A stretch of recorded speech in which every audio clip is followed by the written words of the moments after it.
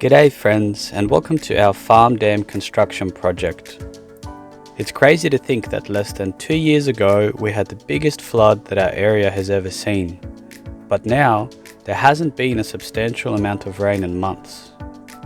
So this farm pond project has not only been beneficial for providing the fill material for building a flood-proof mound, but now the drought is upon us, we've realized that water storage is now the new priority to be able to support a resilient permaculture food forest out here, and also to keep all of the vegetation hydrated so that we can reduce the potential impact of bushfires. And while this was a really exciting project for us, it also involved a really steep learning curve. We were fortunate enough to work with some really experienced operators who passed on some really useful information about soil types and other dam building techniques that we'll share with you guys in this video. And as we watched the dam expanding and becoming more epic with every day that we worked on it, you guys will also have a chance to learn about how to patch up sandy areas that can result in leaks, and also to learn about how to design a spillway to ensure that your dam does not fail if it overflows.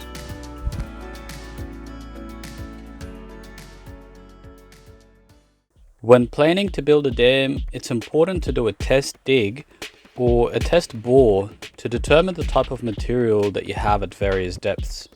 This way you'll know ahead of time whether you have the right type of clay that will hold water, and you'll also know how deep that clay spans. And even if the clay layer is shallow, you can still make the best of the situation by setting aside that clay and lining the dam with it later. And if there is no good clay at all, that does become a tough situation, because that means you'll need to outsource either truckloads of clay or some kind of plastic lining, and this becomes really expensive. And of course, it is ironic for me to be saying this considering our test dig took place after the dam was already half dug. But this is just because we only had one spot for the dam and we already knew there was clay.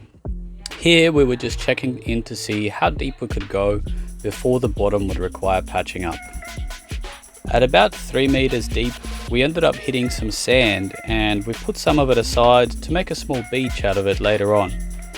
Then we kept digging to a depth of about 6 meters, where the clay did start to improve, but the results weren't promising at that depth, so we settled at about 2.5 meters. And one of the tests that I learned to determine whether you are dealing with good clay is to see if you can push your thumb through it. It's a really basic test, but if you can push your thumb through it, it means it's too sandy. If the clay is too firm to push through, generally it's good to go. And there's also the clump test as well, where you grab a piece of material to see if you can make a sausage out of it when it's moist. If it crumbles and you can't shape it into anything, it's too sandy. The next step is site prep, and here you can see the final stage of that, which is removing the topsoil. In this instance, the topsoil was a really valuable resource that was used as the final layer of that flood-proof mound that we were building, so that grass and other plants can grow in it. But in terms of just building a dam, topsoil has different compaction and permeability properties, so it can't be used for structural purposes such as a dam wall. And you'd want to save it as the final layer for a dam wall anyway, so that you can have grass growing on it after you're finished. And by the way, because our land is flat as a pancake, there won't be a dam wall. It's really just a hole in the ground, located in a slightly lower spot than the surrounding area, so that rainwater runoff find its way into it. This part of the video is the official start of the dam dig process. This was the first day that we literally and figuratively broke ground on the dam construction. And something else to mention here is that as we just started the project, the excavator was just stockpiling the material behind it and slowly moving that pile backwards as it went along. And if you only have one machine, this is the only way to go, but ideally you'd have someone else ready to move that dirt right away so that the excavator can focus on what it does best, which is just scooping and dumping dirt. Because when the ground became dry enough to bring a truck in, We started loading the truck straight from the dam without accumulating stockpiles, and by doing so we literally doubled the speed that we were working at because we stopped double handling the material. By this point, you guys might be starting to get a sense that this whole dam build project isn't really all that complex, and I'd say this is true. Earthwork is generally just carefully doing the same thing over and over while keeping the end product in mind, until eventually you've created something beautiful. But the main thing to keep in mind with building a farm dam or a farm pond is finding and managing good clay that will hold water. So next up, let's take a look at some of the clay types that we ran into during this project. So this is what was dug of the dam today. I'll go in so you can see a bit more of an idea of the size and the depth.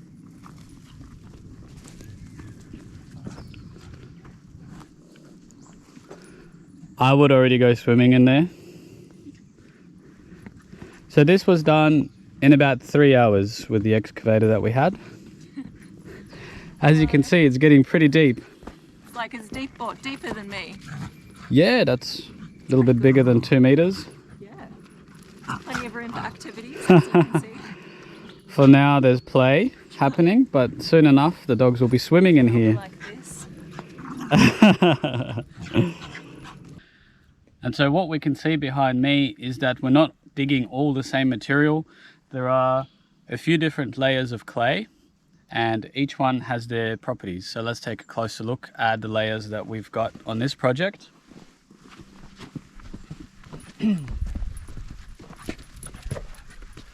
So starting from this layer here, it's like it's this yellowy kind of clay. Oh, Luna, it's not food. Yeah, this is really good stuff. So good that Luna wants to eat it. This is, you know... Luna, ew. It would be good if the whole dam was made of this stuff, but, you know, we've got about 1 meter of the really good clay, and then if we take a look at the next layer down, it's also pretty good stuff. Looks a bit like leopard. More orangey. Yeah. And so it's starting to get a little bit sandy, but come on, Luna. It's starting to get a little bit sandy, but it's still really good stuff. Something that is interesting is if we pop back again, actually it's right here. So right here we've got some actual sand happening, but that's just a small patch of it, which is pretty random, but that's okay. So we started out with the really nice, what would we call that? A yellowy orangey color. This over here is a bit more reddish orange. And then if we go yet another layer down, it gets a little bit more brown here. So we'll take a closer look at that. So it's still clay, but it's getting more sand in it, which is still okay. But this tells us that we can't go super deep, because yeah, if it's wet, it still clumps up. That's the most important thing. So we've got 1, 2, 3 layers, and now we can see the 4th one all the way down the bottom. Right here, funny enough, it is a similar color to what we had up top, but it does get a little bit more sandy here. So a lot more sandy, yeah. More sandy, but it still clumps. So this is still good, but we probably don't want to go any deeper. But when you get the white stuff, like, or sandy stuff there, that's not ideal. Yeah, so this is actual sand. This is like the stuff you find at the beach. Yeah, so if we had a lot of sand here somewhere, we'd be in trouble. But this bottom layer here, it still clumps. So we're good. We get about 2.5 meters at least, and we'll see how we go once we keep digging. And there's the wall behind Alex. Yeah, actually this is pretty cool. Let's take a look at this. Yeah. Here we've got, you know, up to about here, we've got the topsoil, which is where stuff actually grows in. And as you go below the topsoil, it's clay. As you go lower, we've still got clay, but it's more sandy. Still clay. That flexes under the finger. And as you go lower still, we get the darker, sandier clay with patches of actual sand.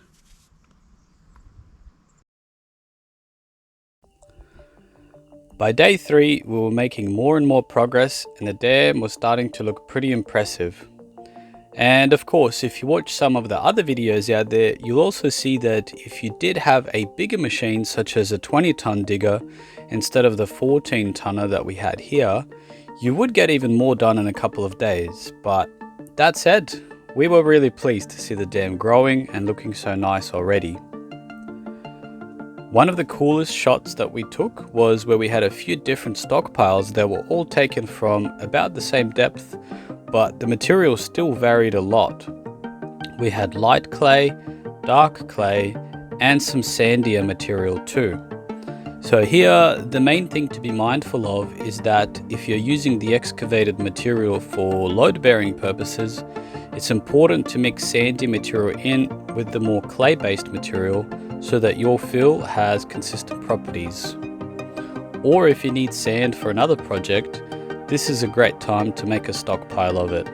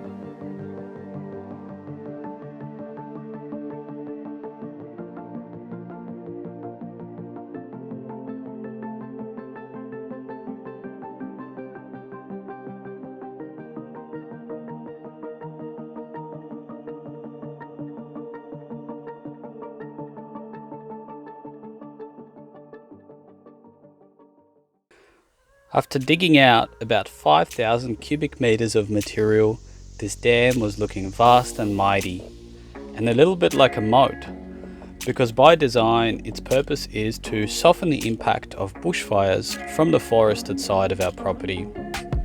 But even though the dam was looking so cool, the job wasn't done yet, because the bottom of the dam was so sandy that we decided to leave the batters, or the sides of the dam, nice and steep, so that when it came time to patch everything up, we could use the good clay from the batters to line the bottom of the dam.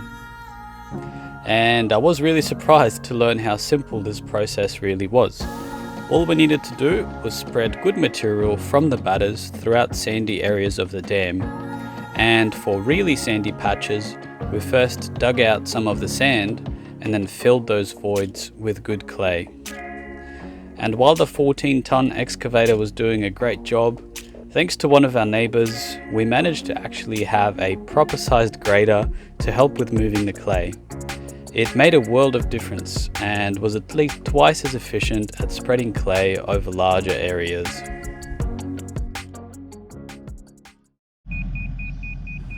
With the dam nearing completion, our next task was to ensure that we can make the most of our surrounding catchment area by directing the rainwater runoff towards the dam.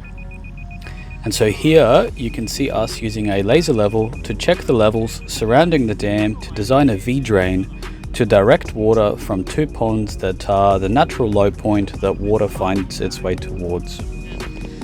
The goal was to design the V-drain so that the bottom of the culvert aligns with the bottom of the V-drain, so that the culvert doesn't have stagnant water sitting in it, which can cause silt buildup. And so looking at everything from this perspective, we know that water from the south side over there on the left makes its way to these ponds because that side is slightly higher than this area. And we also know that rainwater runoff makes its way from the west side over these driveways, also towards the two little ponds. But Over here on the northwest side is an area that's lower than the area where we built the dam. So the idea behind building this V-drain is to prevent water from draining away from the dam to that lower ground. Aside from the V-drain leading into the dam, let's take a look at the spillway. Spillways are designed so that dams can overflow in a designated place that will be able to handle the flow of water without erosion.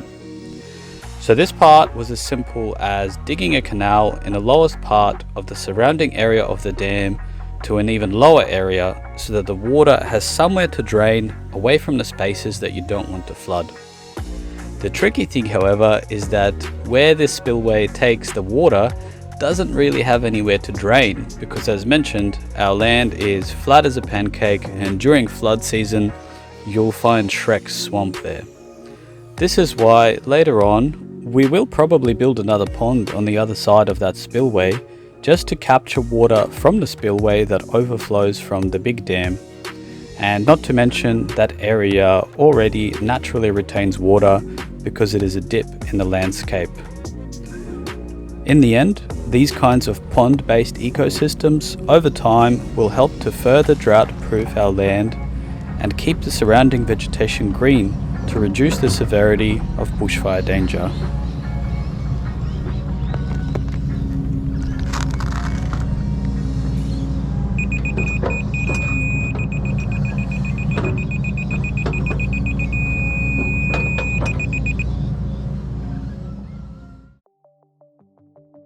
When it came to doing the final touches and tidying the edges of the dam, this was probably the most rewarding part of the whole experience because this is where we really saw it all take shape.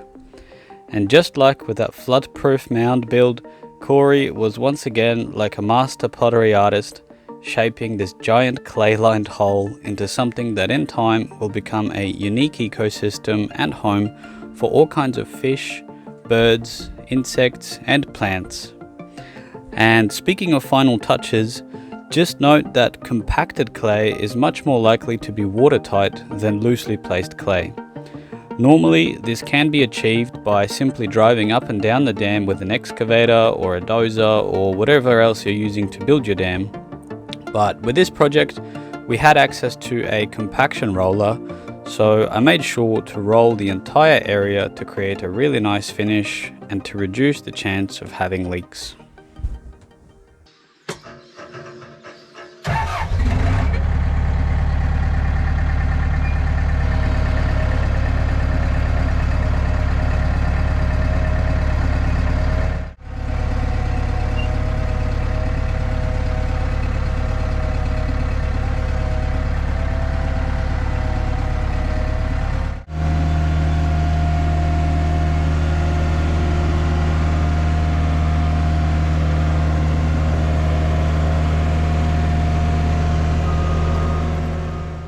Going over everything with the roller probably took another 2 hours, and the end result turned out super nice. And while there isn't any water in here for now, the dogs are using this space like a skate park. Alright guys, welcome to our dam. We're inside here right now, and as you can see it's still pretty dry. So funny enough, we finished the dam and we went straight into drought. So for now it is a skate park for the dogs. They're having a lot of fun.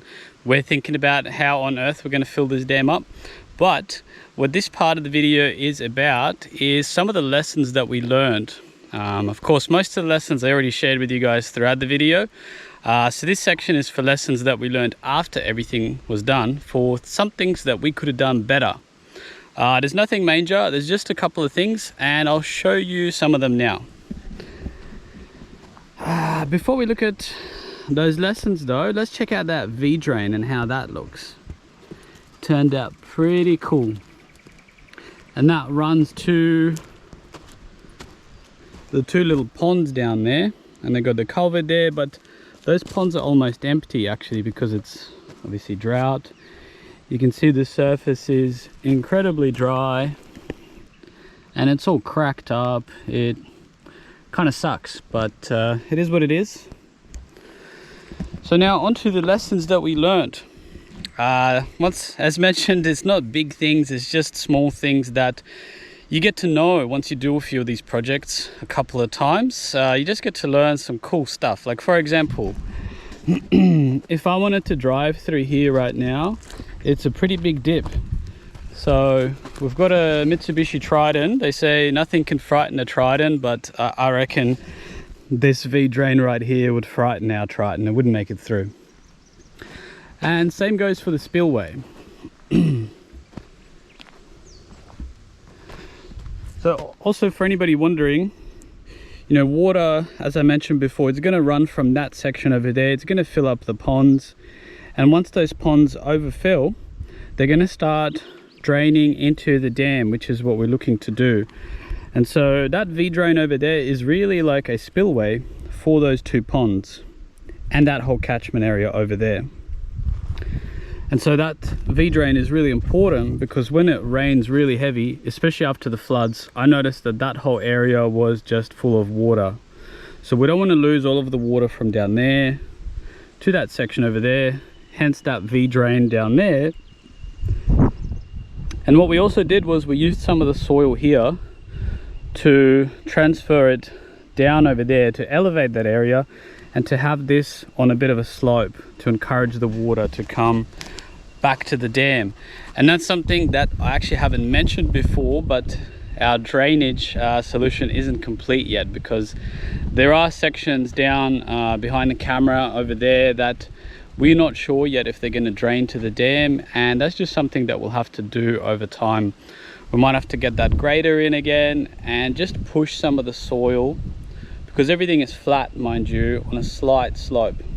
So some of the tasks left for us to do is just to take the slope from, for example, being like this, going away from the dam, and just to borrow the soil from this end and move it to this end so that we can increase our catchment area and further drought proof our property. So that's all really good stuff. I also learn a lot from YouTube, probably like you guys too. And yeah, this is our spillway over here. It's on a slight slant in that direction so that water doesn't sit in here, so that it goes to that area over there, which is the lowest lying point. So with one of the skate park dogs here, once again, if we look at this spillway, if our little Triton goes through here, it's the walls ended up being a little bit too steep to drive through. So that's just the first lesson that we learned, is if you're making a spillway, you might want to drive through that area. And if you do, it's helpful just to make the side walls of any area, whether you're doing drains or spillways, we can just make them a little bit less steep and make the spillway a little bit wider. And that's something we'll do over time. We'll fix that up and we'll be able to drive through here one day. Something else that we're going to do as well, this section right here is going to be prone to erosion. So we'll put some rocks here, some bigger rocks, like, you know, this kind of size. We'll place the rocks here. We'll add some topsoil to the mix and plant some reeds, or there's certain types of grass that are good to prevent erosion. So this section here will be lined with topsoil. It's going to have grass to stabilize the surface of this spillway, and rocks on the end to prevent erosion. All right, so that was really just one thing that we learned, and there's only really one more, and I'll go and show you guys that now. All right, so let's see if you guys can spot what I'm here to show you today. This layer right there is of slightly sandy material, and we missed this patch because not every project, of course, goes to plan. While we were building and finishing this dam, we were in the process of running out of money, running out of time, so we didn't get to patch every hole, and that's just how things go sometimes. But from watching a few other videos online, I can see that people's biggest problem is that their dams leak sometimes. So we don't have many spots here. Generally it's all clay, And when you look real close, you can also see it's starting to crack. Now sand doesn't crack when it's dry, only clay cracks when it's dry. So that's a good sign. But once again, here is a patch over here. It's quite sandy. We'll do the old thumb test again. See, my thumb went straight through that. It's clearly sand. This stuff is sand, and the chances of this sandy patch going all the way through this surface here are pretty low, because from us excavating this surface, we know that patches like that are, you know, patches. They're not tunnels of sand. So still, our chances are looking pretty good, but there is a chance that it's going to leak through these gaps here. So generally the sides look pretty good, but in some areas we missed some of the sandy patches, and this is really our final thoughts here. Will this dam hold water? We don't really know. There isn't really a way to know if a dam will hold water 100% until you wait and see what happens next time it rains. But from seeing the vast majority of this is clay, there is a product called Damit, D-A-M-I-T, and it's a polymer based product that you put it in the water and it expands over time, and it's supposed to plug the leaks. So I've seen some reviews about that. It's meant to be pretty effective. So I think in our case, considering these patches of sand are pretty minor, we should be able to get away with using some of those dam leak repair products. But the main part about this lesson is that, of course, if you do it right from the beginning, you don't have to spend more money later on buying all kinds of products and having to patch up your dam. So yeah, that's final thoughts on this. Generally it looks amazing. If you look behind me, it's pretty phenomenal how big this dam is. It's 3/4 of an acre, and you know, it's gonna have all kinds of fish here. It's gonna have all kinds of animals coming over to have a drink, birds, maybe swans, ducks, all kinds of stuff. And I guess the cherry on top will just be to add some hollow logs and things like that in here. Just some trees that have fallen. They're pretty old, but they've got a hollow inside. That's going to provide a really good homes and habitats for fish, and just other, you know, if you've got a root ball, if you've had a tree that tipped over, you can throw roots into dams, and little fish love that for extra habitat and having places to live.